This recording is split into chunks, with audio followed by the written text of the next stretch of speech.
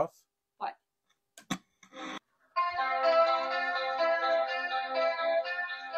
E ao som de Engenheiros do Havaí, nós vamos conhecer a coleção de rádios e discos de vinil de Darcy Stasechin, morador de São Mateus do Sul, que é um apaixonado por antiguidades.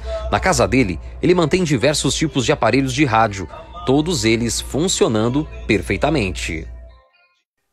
Na realidade, eu comecei a gostar muito de rádio com meu pai, né? Falecido pai, né? Então, naquela época que nós éramos crianças, eu tinha mais 4 irmãos. Só para você ter uma ideia, não tinha televisão ainda. A televisão veio em 1970, né? O pai tinha esse rádio aqui, o Invictus.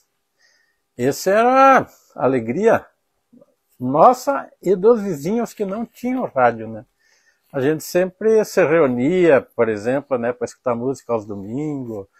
Quando tinha um jogo que era transmitido, né, pela Guaíba, eu lembro a Bandeirante, né? O pessoal vinha escutar o jogo lá em casa, a mãe fazia pipoca, né? Eu comecei a gostar a partir dali. Nos últimos anos, o rádio foi disputando espaço com a TV e também com a internet, mas nem por isso ele perdeu a sua importância e a sua relevância, se adaptando aos novos tempos. O rádio esteve presente em vários momentos da nossa história, como em 1958, em que o Brasil venceu a Suécia pelo placar de 5-2, marcando também como o primeiro título da Copa do Mundo da seleção brasileira. O Brasil, a seleção brasileira, eu nunca esqueço, ela foi campeã em 1958 e 62. Ela perdeu a Copa de 50 no Brasil, para o Uruguai, no Maracanã.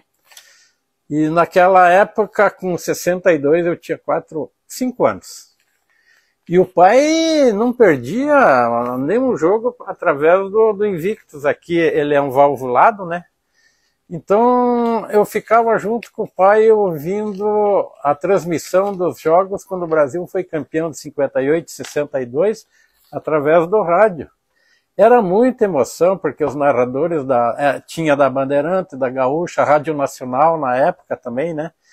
E por coincidência até os vizinhos vinham lá em casa para escutar os jogos da Copa. Isso é uma coisa que me marcou muito. Aí está a vitória máscula conseguida em Campos da Suécia. Campeões do mundo brasileiros. Apenas a formalidade que faltava para que se evidenciasse essa superioridade. Chorem, meus amigos, de alegria e brinquem no seu carnaval de São Pedro, porque nós também choramos de emoção, choramos de alegria em Campos da Suécia. Os programas de auditório contavam com a participação dos ouvintes e marcaram uma época que ficou conhecida como a Era do Rádio. Grandes nomes do rádio e da TV passaram por seus microfones. A partir da década de 60, os programas de auditório do rádio ocuparam espaço também na televisão, onde fizeram enorme sucesso durante décadas. O rádio me marcou, eram os programas de auditório que tinha em Porto União da Vitória, né? E eles eram retransmitidos pela rádio. Às vezes nós ia assistir ao vivo e às vezes escutava pela rádio quando não podia ir. Isso me marcou muito. Seu Darcy lembrou de quando a difusora do Xisto, hoje RDX-FM, iniciou suas atividades em 1983. Sim, eu lembro em caráter experimental. Uma música que me marcou muito era com Gilberto Lemos, A Rua em que Você Morava. Aquela rua não é mais a mesma rua, ficou tão diferente desde que você mudou. Então eram as músicas assim daquela época que eu ainda gostava de ouvir, né? Porque eu sempre gostei de música de flashback, né? Difusora pioneira, né? Então considero uma rádio tradição já em São Mateus, Rádio Família, né? É muito bom de entrar em sintonia com ela. Ela tem tudo que oferece pra gente, né? Isso é muito bom. E em sua coleção de discos, é claro que não podia faltar as do rei Roberto Carlos. Eu comprei esses discos quando eu era solteiro ainda, pra você ter uma ideia, em União.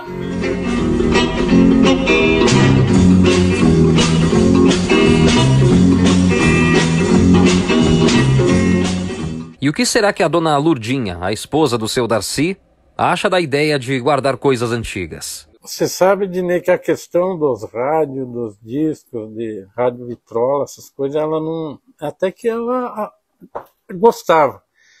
Ela começou a implicar a hora que eu comecei a juntar panela de ferro, a lanterna de ferroviário, comecei a juntar gamela, para você ter uma ideia. Então, meu pai tinha muita coisa, meus avós tinham muita coisa, essas coisas antigas, né? E daí eu trazia e comecei a trazer para casa. Então ela começou a implicar que eu teria que ter um lugar adequado para tanta coisa, né? Mas com tudo isso aí, eu achei um lugarzinho, eu guardei eles, tenho tudo hoje guardado, coisas antigas, relógio público, lanterna de ferroviário, rádios antigos e relógios, tudo, né? Muita coisa, assim, quadros, né, dos avós, bisavós. E hoje ela até aceita, acostumou e gosta. Não implicou mais? Não implicou porque eu deixei tudo guardadinho, tudo encaixotadinho também, né? Então, não está incomodando.